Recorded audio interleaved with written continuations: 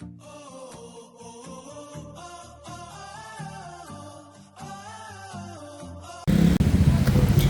umaga sa ating lahat mga ka-joiners, mga kapwa ko Pasigueño. Ngayon po, flag raising ceremony dito po gaganapin sa loob ng temporary Pasig City Hall.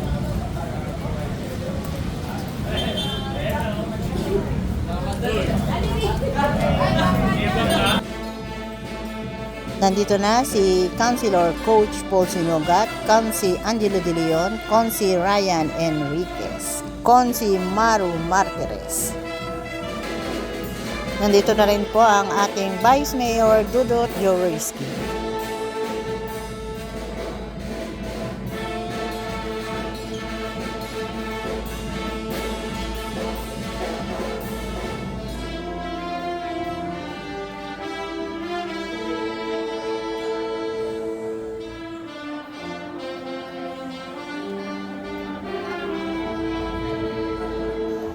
Nandito na rin po si Consi Eric Gonzalez, Consi Volta de los Santos at SK President.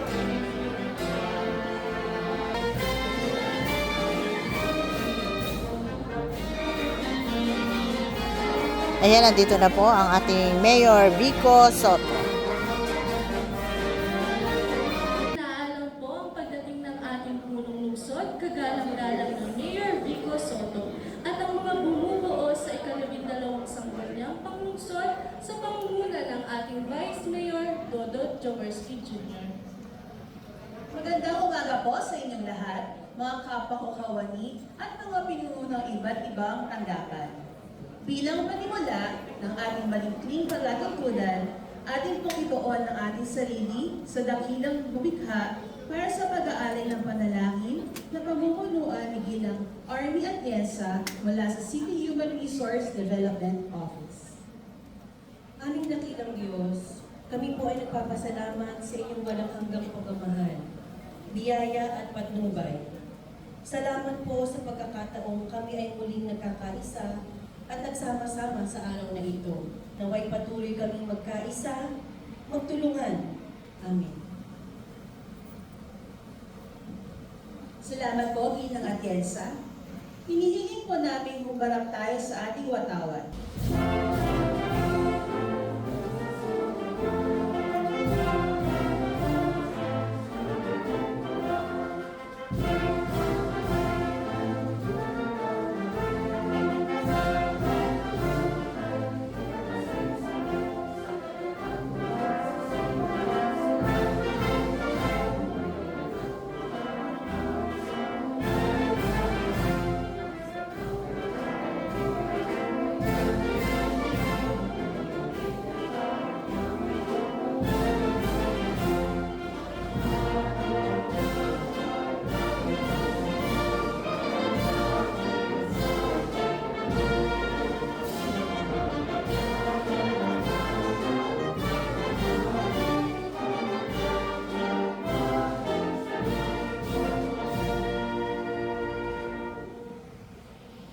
Bigkasin ang panunumpa ng katapatan sa watawat ng Pilipinas.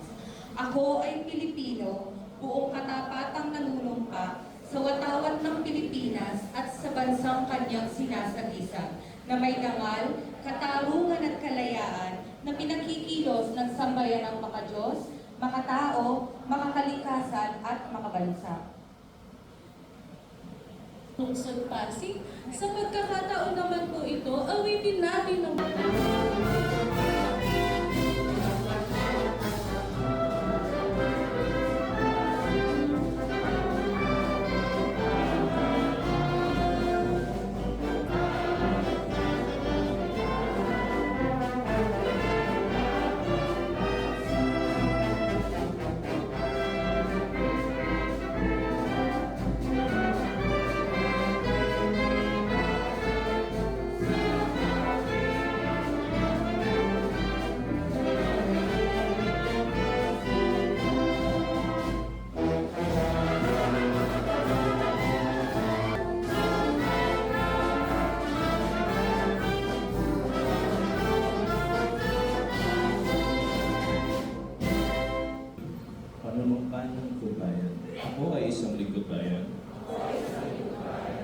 pangangalagaan ko ang tiwalang pinagkaloob ng mamamayan, Diyos, makatao, makakalikasan, at makabansa.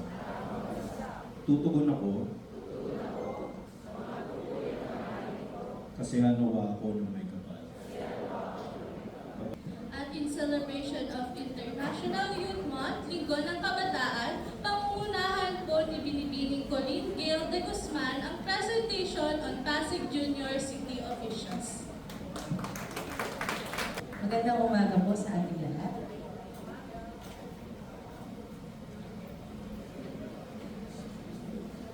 Isang mainit na pagtanggap sa ating taunang pagdiriwang ng Linggo ng Kabataan ngayong buwan ng Agosto. Kasabay nito, ating masasaksihan ngayong araw ang opisyal na pagpapakilala sa mga natatanging kabataang Pasigueño na kabilang sa ikatlong implementasyon ng Pasig City Junior Officials Program. Nakaangkla ang programang ito sa Section 30B ng RA 10742 o SK Reform Act upang magbigay ng oportunidad sa mga kabataan na maging counterpart ng ating elected officials, pati na rin ng mga pinuno ng ating mga opisina at departamento. Sa pamamagitan nito, magkakaroon sila ng direktang kaalaman at kasanayan sa pamamahala at sa pang-araw-araw na operasyon ng lokal na pamahalaan. Bahagi rin ito ng patuloy na layunin ng ating lungsod na isulong ang aktibong partisipasyon ng kabataan at kilalanin ang kanilang mahalagang papel sa pagbuo ng isang mas maunlad na komunidad. Para sa taong ito, mayroon tayong 47 junior city officials na dumaan sa mabusising screening at selection process ng steering committee. Pupunuan nila ang mga posisyon sa Office of the City Mayor, Office of the Vice Mayor, District Congress Representative, Sangguniang Panlungsod, at iba't ibang mga tanggapan. Paalala lamang po na bagaman ngayon Agosto ang ating opisyal na pagdiriwang, ang aktwal na 5 araw na immersion or deployment period ng ating mga JCO ay gaganapin sa darating na Setyembre bilang pagtalima sa Learning and Instructional Block Policy sa ilalim ng DepEd Order No. 009 Series of 2020. Atin na po sila ipakilala.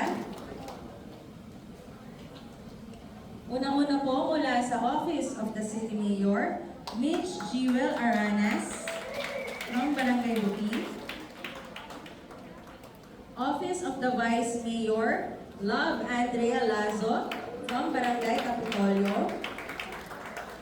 Office of Congressman Roman T. Romulo, Mark Andre Segura mula sa Barangay Pinagbuhatan. Office of Councilor Mark Hill M. De Los Santos, Althea de Mesa mula sa Barangay Pinagbuhatan. Office of Councilor Roderick Mario U. Gonzalez, Cyril Gutierrez mula sa Barangay Paladio. Office of Councilor Raymond Francis S. Rustia, Ethan Daniel Bunoan mula sa Barangay Maybunga. Office of Councilor Paul Roman C. Santiago, Mar J. Coliantes mula sa Barangay San Antonio. Office of Councilor Paul Angelo A. Senogat, Micah Margaret Melgar mula sa Barangay Maybunga. Office of Councilor Simon Gerard R. Tantoco, Azil Ann Matudan mula sa Barangay Pinagbuhatan. Office of Councilor Noel L. Agustin, Templeton Manzano mula sa Barangay Palatio. Office of Councilor Maria Luisa Angelo De Leon, Stacy Shane Macapagal mula sa Barangay Bangbang. Office of Councilor Ryan Enriquez, Kylie Jeline Ebaya mula sa Barangay Kalawakan. Office of Councilor Warren B. Inocencio, Vladimir Jared Tapales mula sa Barangay San Nicolas. Office of Councilor Marian Rosalio M. Martires, Jillian Rangel mula sa Barangay Manggahan.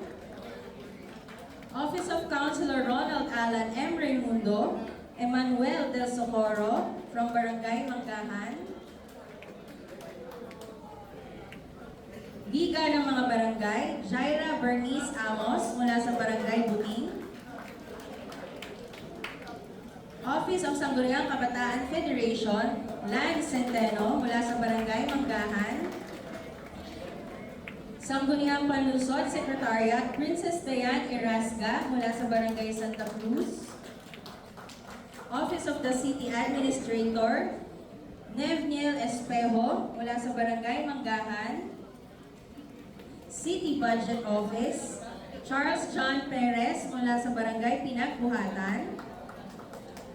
City Civil Registry Department, Christine Joy Sioson mula sa Barangay Santo Tomas. City Engineer Office, Adriana Saigo mula sa Barangay Pinagbuhatan.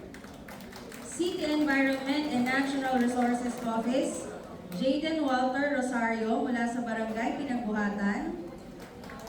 City Health Department, Stephanie Erzando mula sa Barangay Palatio. City Planning and Development Office, Syra Norey Estrella mula sa Barangay Pinagbuhatan. City Social Welfare and Development Office, Alexander Santos mula sa Barangay Pinagbuhatan. City Transportation Development and Management Office, Rio Alexis Digos mula sa Barangay Sumilang. Cooperative Development Office, Byron Ray Domingo mula sa Barangay San Miguel. Cultural Affairs and Tourism Office, Sean Lawrence Mentos mula sa Barangay Pinagbuhatan. Disaster Risk Reduction and Management Office, Irene Joy Bore mula sa Barangay San Joaquin. Gender and Development Department, Omar Sharif Robinson mula sa Barangay Pinagbuhatan. Human Resource Development Office, Aaron Daniel Normal mula sa Barangay Santa Lucia. Local Economic Development and Investment Office, Jobel Cruz mula sa Barangay Santolan. Management Information Systems Office, John Michael Diangco mula sa Barangay De La Paz. Pamantasan ng Lungsod ng Pasig, Nico Carl Cantorna mula sa Barangay Manggahan. Pasig City Anti-Drug Abuse Office, Earl Michael Senadre mula sa Barangay Pinagbuhatan. Pasig City Education Department, E.J. Boy Deliera mula sa Barangay Pinagbuhatan. Pasig City Skills Development Office, Elsie Aubrey Pagal mula sa Barangay Manggahan. Pasig City Library and Discovery Centrum, Jana Monique Mendez mula sa Barangay Santo Tomas. Peace and Order Department, Sam Benedict Tibon mula sa Barangay Manggahan. Persons with Disability Affairs Office, Lance Gerard Gelan mula sa Barangay Manggahan. Procurement Management Office, J. Sewell Kaliwag mula sa Barangay Manggahan. Public Employment Service Office, Tito Alonso III, Barangay Manggahan. Public Information Office, Avril Candice Tolentino, Barangay Santo Tomas. Solid Waste Management Office, William Zaragoza, Barangay Kalawaan. Ugnayan sa Pasig, Tyrone John Conmigo, Barangay Maybunga. And last but not the least, Veterinary Service Department, Johan Gariando mula sa Barangay Pinagbuhatan.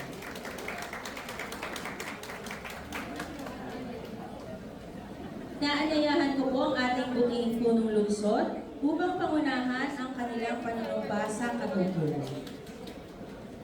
Magandang umaga po sa ating lahat, sa ating junior city officials.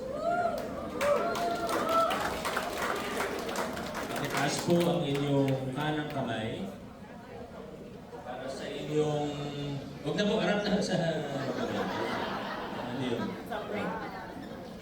Para sa inyong panunumpa sa katungkulan, sumunod po kayo sa akin. Ako si, banggitin ang inyong pangalan. Ay matayimdim na nanunumpa. Nagagampanan ng aking mga tungkulin. Bilang banggitin ang inyong posisyon. Nang may buong katapatan. At karangalan. Aking paninindigan. Ang mga prinsipyo ng mabuting pamamahala. At magsusulong ng isang kultura. Ng pagtutulungan. Upang paunlarin ang ating lungsod. Nangako ako. Nagagawa ng mga desisyon. Na sumasalamin sa mga mithiin.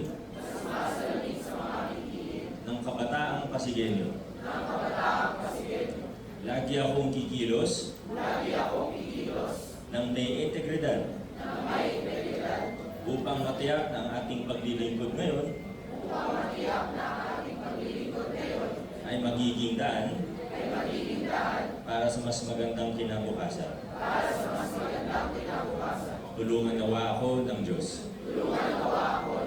Congratulations sa ating junior city officials.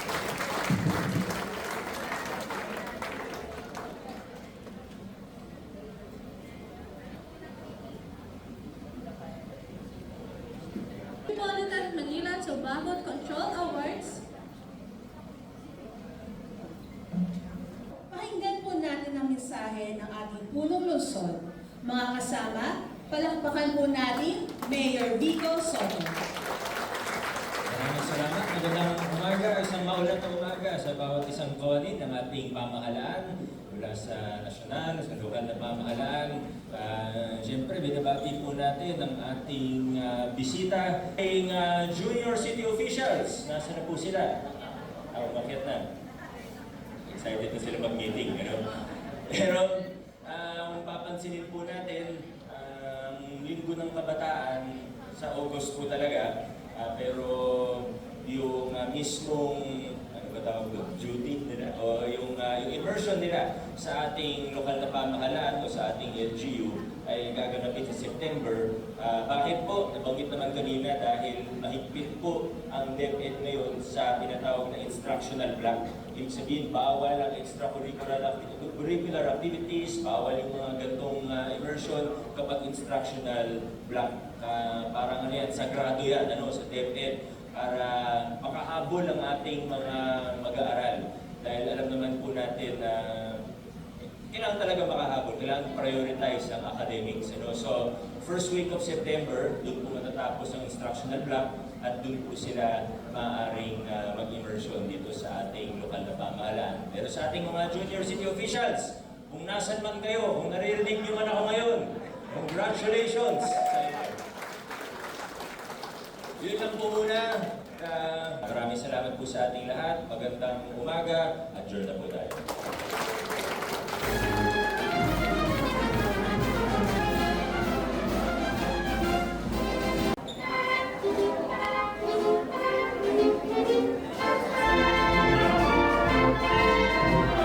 Hanggang dito na lang po muna ang ating vlogs. Maraming salamat po sa panonood at para po sa bago pala sa ating channel, welcome po ang lahat and please like and share, comment down below and please subscribe para lagi po kayo updated sa kaganapan sa Luzon ng Pasig. Ingat po ang lahat. Bye!